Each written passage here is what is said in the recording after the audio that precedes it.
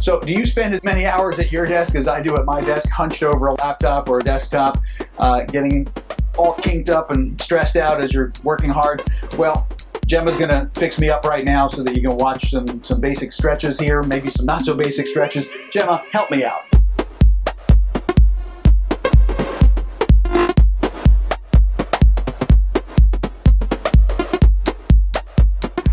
All right, Dr. Mark, the next series of exercises we're going to do, or stretches we're going to do, are stretches you can do at your desk for your legs. Now, these stretches are best done on a chair without wheels. However, I know many people only have a chair with wheels. So if you do have one, what you can do is turn the chair to face away from the desk and back it up to the desk so the desk prevents it from moving. Or if you have wheels and you have the core strength to stabilize yourself, then maybe you can do it without doing that. Okay, so first stretch is a hamstring stretch. You're going to extend your right leg out. You're going to start with the feet hip width apart. Right leg extends out, flexing the ankle. Your hands are just going to overlap and come to your right thigh. Inhale, stretch up out of the waist, get nice and tall, and you're going to begin to come forward. Keep your spine long, try not to collapse and hunch. If you can get a little further down, you can place your left hand on your left thigh as you're coming over. Again, hold this for 15 to 30 seconds, and then slowly keep your spine long as you come back up. Okay, we'll bring the foot back, hip width apart, and then stretch the left leg out, flexing at the ankle. So again, you're going to stretch up out of the waist and hinging forward, coming forward towards your left leg. Again, if you can go a little further, you can open the hands so they don't block you and come down here. Wherever you can get to is fine. Hold the stretch and come back up.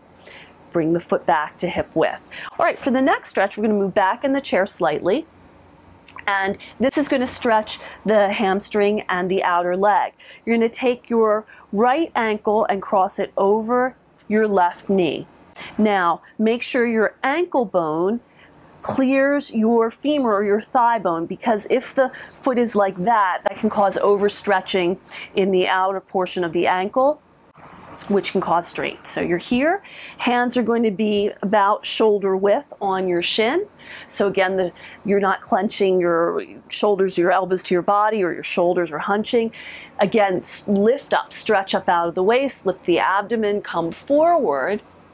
And then when you reach a comfortable place, your maximum stretch, you can gently lower your head down, hold the stretch, and then slowly roll the spine back up. We'll show that quickly on the other side. Feet are hip width, left ankle over right knee. Again, making sure the ankle isn't pressed and sickled. Hands shoulder width on the knee and ankle. Inhale, lift up. Exhale, come forward. And just lower your head, hold, breathing naturally. And then rolling the spine back up. Okay. So next, we're going to do a seated bridge pose to open the front of the thighs and the hips. Our hips get very tight in here from sitting all day. Okay, so again, you're going to come back to the front of your chair. Knees are over the ankles, and place your hands towards the back of your chair and coming off the sides. We're going to gently bridge up, lifting the hips. If you'd like to look up to the ceiling and get a neck stretch there, that's fine, or just keep looking forward. And then you'll hold that and then slowly bring the hips back to the chair. Again, this is a particular one, if your chair can back up to your desk, that's fine. And I'd like to add that we didn't choose these chairs. These are chairs Dr. Mark actually has in his office. So they were what were available to us. Okay, and then the final stretch is a lunge, like a runner's lunge, a quad stretch. So we'll start, we'll face the right, and you're going to sit with your right hip on the chair. The right foot faces forward with the ankle below the knee.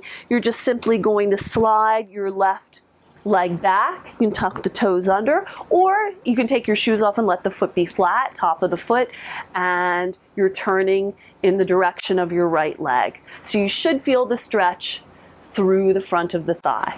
You'll hold that for 15 to 30 seconds and then bring the leg back, pass through the center, and then you're sitting on your left hip. The left ankle is under the left knee. You're going to reach your right leg back. You can either have your foot flexed or flat. You take off your shoes. And again, if you're a woman wearing high heels, you're going to need to take your shoes off to do this one, and most of them actually. And you should feel a stretch right through here, lifting up tall. And then just bring the back leg back in and turn back to sit in your chair. And that's it. Excellent. Gemma, thanks so much. This has been really helpful. I'm going to use all these different, and I see all these different because this is a whole series of stretching exercises that Gemma has just taught me. If you want the whole series, she's making them all available to you free on her website. So Gemma, where should someone come to get the rest of these clips? Or if they actually want to work with you in the Pilates mode or in other movement training that I know you do, how should people get in touch with you? Okay. Well, first off, thank you, Dr. Mark, for having me. It's been a real pleasure. And my pleasure. I was happy to be of help.